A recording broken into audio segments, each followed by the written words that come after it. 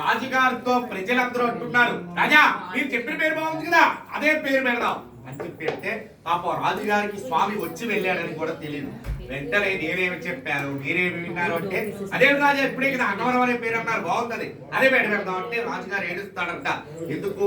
సాక్షాత్తు స్వామి నా ఒంట్లో దూరి చెప్పించాడా అని సంతోషించి ఆ పేరు పెడదామని చెప్పి వెంటనే ఆ మాట వెంటనే ఆ పేరు పెడదామని చెప్పి వెళుతూ ఉండగా పూర్వకాలంలో ఒక గ్రంథంలో ఆ స్వామివారి పాదాల దగ్గర ఉన్న బంగారు పుస్తకంలో ఏ పేరైతే రాస్తే ఉంటుందో అదే పేరు రాజుగారు చెప్పి వెళుతూ ఉండగా పక్క రాజ్యం నుంచి ఉల్కాపురం అనే రాజుగారు మన జితేంద్ర మహారాజు గారి దగ్గరికి వచ్చి ఈ ప్రజలకు ఇష్టమైన ఆలయం కట్టించావు, ఈ ప్రజలకు ఇష్టమైన పూజలు చేయిస్తున్నావు, మీ రాజ్యానికి ఏం పేరు పెడుతున్నావు అంటే ఏముంది?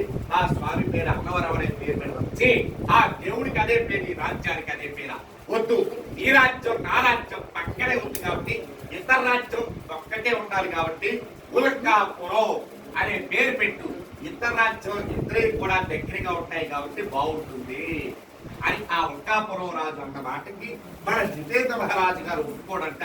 వెంటనే జితేంద్ర మహారాజు గారిని ప్రజల్ని కొట్టి ఆ ఉల్కాపురం రాజు కొండపైకి వెళ్ళి ఆ యొక్క పేరు ఉల్కాపురం అనే పేరు రాద్దామని వెళ్ళబోగా ఆ యొక్క స్తంభంలో వచ్చి ఉగ్రనారసింహ రూపంతో ఉల్కాపురం రాజు నా పేరు అన్నవరం అనేమో గాని, నా పేరు అన్నవరం అనేమో గాని, ఎవరైనా ఈ పేరు తీసినచో అది ఇదే ఎదుర్కొంటుంది అని చెప్పి అనేసరికి అప్పటి నుంచి ఇప్పుడు దాకా స్వామి ఇంటి పేరేమిటి? అన్నవరం. ఒంటి పేరేమిటి? సత్యనారాయణ స్వామి. అన్నవరం సత్యనారాయణ స్వామిగా వేలాపురంతో ఉన్నారు. అమ్మలు ఇద్దరు అడిగారు కదా, మళ్ళీ ఆ దగ్గరికి వెళ్ళిపోయాడు స్వామి. వెళ్ళిపోయి వెంటనే లక్ష్మి అని చెప్పి అనేసరికి స్వామి మీరు ఈ పేరు నచ్చలేదా స్వామి, మీరు మాయమైపోయారేంటి స్వామి అని చెప్పి అమ్మలిద్దరు అనేసరికి లక్ష్మి ఒక్కసారి భూలోకానికి చూడండి. భూలోకంలో మానవులు ఏమంటున్నారు? అక్కడి నుంచి అరవండి అరవండి అంటున్నాను కదా, అక్కడ ప్రజలు అరుస్తున్నారు. ఎవరి?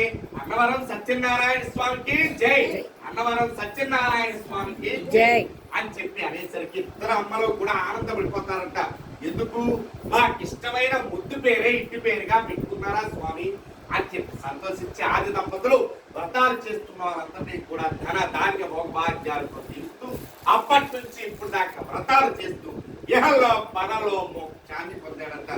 జై రమారమణ గోవిందో, ఏడుకొండవాడ వెంకటరమణ గోవింద గోవింద, అమరభక్తులవాడ అనాథరక్షక గోవింద గోవింద, వెంకటరమణ గోవింద.